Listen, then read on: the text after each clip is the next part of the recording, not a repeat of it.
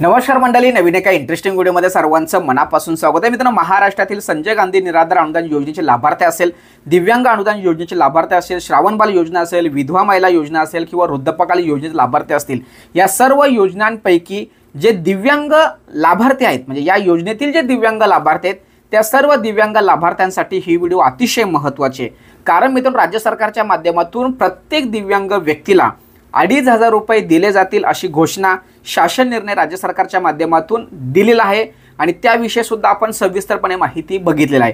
परंतु मित्रांनो, ज्यावेळेस आपण इतर लाभार्थ्यांशी बोलतोय, दिव्यांग अनुदान योजने लाभार्थ्यांसंदर्भात आपण जेव्हा चर्चा करतोय, त्यावेळेस अनेक लाभार्थ्यांच्या मनातून एकच प्रश्न निर्माण होतोय की सर, आम्ही ऑनलाईन पद्धतीने आमचं योजनेचं स्टेटस जेव्हा चेक करतोय तर त्या ठिकाणी आम्हाला कुठेच आमचं दिव्यांग म्हणून उल्लेख केला जात नाहीत. मुळात आम्ही दिव्यांग आहोत, परंतु आम्ही सध्याच तिथे लाभ घेतोय विधवा पेन्शन योजनेचे, सध्या आम्ही लाभ घेतोय संजय गांधी निराधार अनुदान योजनेचे, सध्या आम्ही लाभ घेतोय श्रावणबाल योजनेचे. मग राज्य सरकारने तो 3 नंबरचा जो मुद्दा सांगितला होता की या 5ही योजनेतील जे दिव्यांग आहेत त्यांना या योजनेचे पैसे मिळणार, बरोबर आहे.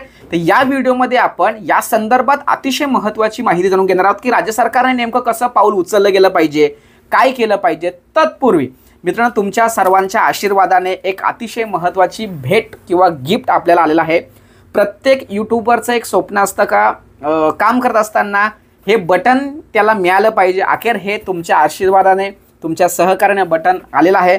सर्वांचं एकदा मी मनपूर्वक आभार मानतोय, कारण तुम्ही हे माझ्यावर विश्वास ठेवून सपोर्ट केलं म्हणून मी हे सगळ्या गोष्टी करू शकलो.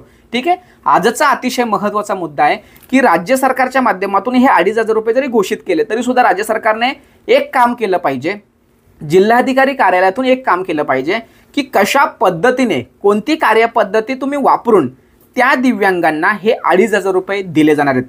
कोणत्याही ऑनलाईन पद्धतीने किंवा संजय गांधी निराधार योजनेच्या संदर्भात जेवढ्याही योजना आहेत ते 1,500 रुपये जे मिळतात त्या 1,500 रुपयेच्या कोणत्याही अर्जावरती आत्तापर्यंत आम्हाला दिव्यांगाचं प्रमाणपत्र मागितलं नाही, दिव्यांग म्हणून आम्हाला गणलं नाही. मग आम्हाला हे पैसे कशा पद्धतीने देणार हे निश्चित करावे. नाहीतर शेवटी आम्हाला तुम्हीच या योजनेतून बाहेर सुद्धा ठेवू शकता अशी भीती लाभार्थ्यांच्या मनामध्ये आहे. काही लाभार्थ्यांना असंही वाटत असेल की सर, असं नसतं हो, सरकारकडे सगळ्याच गोष्टी असतात, नुसता आधार कार्ड नंबर टाकला तरी सुद्धा सरकारकडे सगळं डिटेल्स मिळतील. मी या व्हिडिओच्या माध्यमातून सर्वांना एक विनंती करतोय की बाबांनो, अनेक लाभार्थी असे आहेत की त्यांचे दिव्यांग प्रमाणपत्राची KYC होत नाहीत.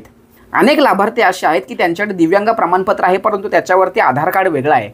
मग अशा लाभार्थ्यांना वेगळं ठेवणार का? ज्या पद्धतीने ऑक्टोबर, नोव्हेंबर, डिसेंबर 2024, जानेवारी, फेब्रुवारी, मार्च या महिन्यामध्ये राज्य सरकारच्या DBT प्रणालीमुळे जे लाभार्थी वंचित राहिले त्यांना अद्याप पैसे मिळालेले नाहीत.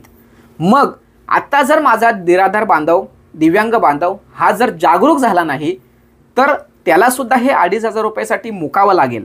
म्हणून या व्हिडिओच्या माध्यमातून सरकारला विनंती असेल, जिल्हाधिकारी कार्यालयातील सर्व अधिकाऱ्यांना एक विनंती असेल की तुम्ही या दिव्यांगांना कशा पद्धतीने सामावून घेणार हे एकदा एखाद्या परिपत्रकाद्वारे तुम्ही स्पष्टपणे सांगा.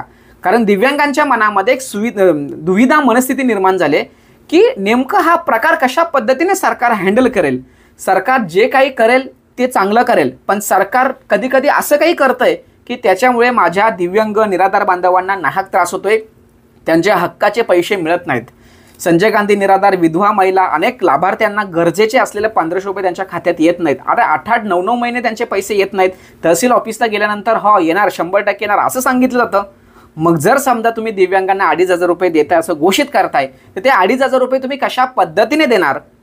मग समजा तुम्ही आधारच्या बेसवरती देणार, आधार कार्ड तुमचं दिव्यांग प्रमाणपत्र UDIDला लिंक असेल, हे जर तुम्ही त्याच्या बेसवरती, आता समजा DBT प्रणालीने हे पैसे तुम्हाला देणार, हे मान्य आहे. DBT कशाला लिंक असते? आधार कार्डला. आधार कार्ड कशाला लिंक असणार? दिव्यांग प्रमाणपत्र किंवा UDID कार्डला, बरोबर आहे. म्हणजे थोडासा आपण विचार करूया. मग UDID कार्डला जर त्यांचं आधार कार्ड लिंकच नसेल, त्यांची KYC जर होत नसेल, असे लाखो लोक आहेत, लाखो दिव्यांग बांधव आहेत की त्यांचं UDID कार्ड KYC होत नाहीत, अद्यापही पेंडिंग दाखवतंय. त्यांच्याकडे त्यांचं जे UDID कार्ड आहे त्याच्यावरती माहिती खूप वेगळी आहे. मग अशा लोकांना तुम्ही वंचित ठेवणार का? मग ऑक्टोबर महिन्यामध्ये तुम्ही जे 2,500 रुपये देणार आहेत ते देण्यासाठी निराधार बांधवांनी, दिव्यांग बांधवांनी काय केलं पाहिजे हे आत्ताच सांगा. म्हणजे जेव्हा पैसे वाटप सुरू होतील त्यावेळेस मात्र तुम्ही हात वरती करून सांगणार याचं हे अपूर्ण होतं म्हणून आम्ही पैसे देत नाही, तुम्ही हे करा म्हणून पैसे येतील. असं माझ्या आत्ता बांधवांबरोबर झालं नाही पाहिजे. कारण आता मी आहे, या अगोदर मी नव्हतो, पण आता माझा दिव्यांग बांधव हा वेगळा नाही आहे, तो माझा आहे. त्यामुळे त्याची पूर्ण जबाबदारी माझी आहे. त्यामुळे सरकारला हात जोडून विनंती असेल की हे पैसे तुम्ही कशाच्या बेसवरती देणार. तुम्ही DBTच्या बेसवर देणार, तुम्ही UDID कार्डच्या बेसवर देणार, तुम्ही आधार कार्डच्या बेसवर देणार, कशाच्या बेसवर देणार हे एकदा सिद्ध करा. म्हणजे माझा निराधार बांधवाच्या बाबतीत जर एखादी गोष्ट कमी असेल तर तो आत्ताच पूर्ण करेल. नाहीतर ऐन वेळेस तुम्ही सरसकट पैसे देणार नाही, हे खूप वेळा अनुभवायला आम्हाला आलेलं आहे. लाडकी बहीण योजनेसंदर्भात तुम्ही तेच केलं. अगोदर सरसकट पैसे दिले, आता डायरेक्ट बंद केले. काही लोकांना गरज होती त्यांना दिलेलं नाही. मग त्यावेळेस सुद्धा तुमच्याकडे आधार कार्ड होता, बँकेचा पासबुक होता, पॅन कार्ड होता, मग तुम्ही तेव्हा शानिशा का नाही केली. तेव्हा त्यांच्याकडे नियमाने द्यायला पाहिजे होतं, तुम्ही सरसकट दिले, आता तुम्ही वापस घेताय. मग माझ्या निराधार बांधव दिव्यांग बांधवांच्या बाबतीत मी असं करून घेणार नाही. जे काही आहे ते आत्ता स्पष्ट सांगा. माझा दिव्यांग बांधव जर कुठे कमी पडत असेल तर आम्ही आहोत, आम्ही यूट्यूबर आहोत, आम्ही त्यांना तिथपर्यंत पोहोचू शकतो, त्यांना मार्गदर्शन गाईड करू शकतो, ऑनलाईन सेमिनार घेऊ शकतो, ग्राउंड लेवलला जाऊन त्यांना मदत करायला आम्ही तयार आहोत. पण हे 2,500 रुपये त्यांच्यापासून वंचित राहता कामा नये, यासाठी माझी ही धडपड आहे. मित्रांनो, तुम्हाला काय वाटतंय प्रत्येकाने कमेंट्स करा. कारण हा विषय आपण उचलला गेला पाहिजे. कारण मला 100% माहिती आहे पुढे गोंधळ होणार आहे. नमो शेतकरी योजना ज्यावेळेस राज्य सरकारने घोषणा केली की PM किसान योजनेचे पैसे ज्याला येतात त्याला सगळ्यांना आम्ही नमो शेतकरी योजनेचे पैसे मिळणार. अरे नमो शेतकरी योजनेचे पैसे किती लाभार्थ्यांना मिळतात, किती लाभार्थ्यांच्या खात्यात पैसे येतात याचा जर अभ्यासाने विचार जर केला तर माझा दिव्यांग बांधव आता जागरूक झाला पाहिजे. हे झालंच पाहिजे. तुमच्या लेवलला तुम्ही अर्ज पत्रावर केलाच पाहिजे, निवेदन दिलंच पाहिजे की बाबा जे काही ते क्लिअर सांगा. आम्हाला पुढे तो जी धक्का लागतो ना तो धक्का सहन करायचा नाहीये, जे त्रास होतो तो सहन करायचा नाही, जे अडचण निर्माण होते ते सहन करायची नाही. आमच्याकडे वेळ आहे, आता जे काही लागेल ते आता आमच्याकडून करून घ्या आणि आम्हाला हक्काचे 2,500 रुपये द्या, असं माझं वैयक्तिक मत आहे. तुम्हाला काय वाटतं प्रत्येकाने या ठिकाणी सांगा. सरकारने काय केलं पाहिजे हे सुद्धा या ठिकाणी सांगायला पाहिजे. कारण आपण आता जागरूक झालो तर आपण शांत बसणार नाही. दिव्यांगांचं आयुष्य कशा पद्धतीने उज्ज्वल होणार, निराधार बांधवांचं आयुष्य कशा पद्धतीने उज्ज्वल होणार यासाठी आपल्याला प्रयत्न करायचे. कारण जर आत्ता आपण जागरूक झालो नाही ना तर भविष्यामध्ये या निराधार बांधवांच्या आणि दिव्यांग बांधवांचं आयुष्य खूप कठीण आहे. कुठल्या एका कोपऱ्यात ठेवतील सांगता येत नाही. म्हणून आत्ता आपण जागरूक झालं पाहिजे, तरच आपलं काहीतरी होईल, अन्यथा आपण मागेच राहणार आणि आपल्याला मागे राहायचं नाही. अशा पद्धतीने सरकारने हे ज्या गोष्टी केल्या पाहिजे त्या ठिकाणी मांडण्याचा प्रयत्न केला आहे. तुम्हाला काय वाटतं प्रत्येकाने व्हिडिओच्या कमेंट्समध्ये सांगायचं आहे. डिस्क्रिप्शन बॉक्समध्ये व्हॉट्सअप ग्रुप दिलेला आहे, माझा नंबर दिलेला आहे. काही अडचण असेल तर कॉन्टॅक्ट करा, ग्रुपला जॉईन व्हा.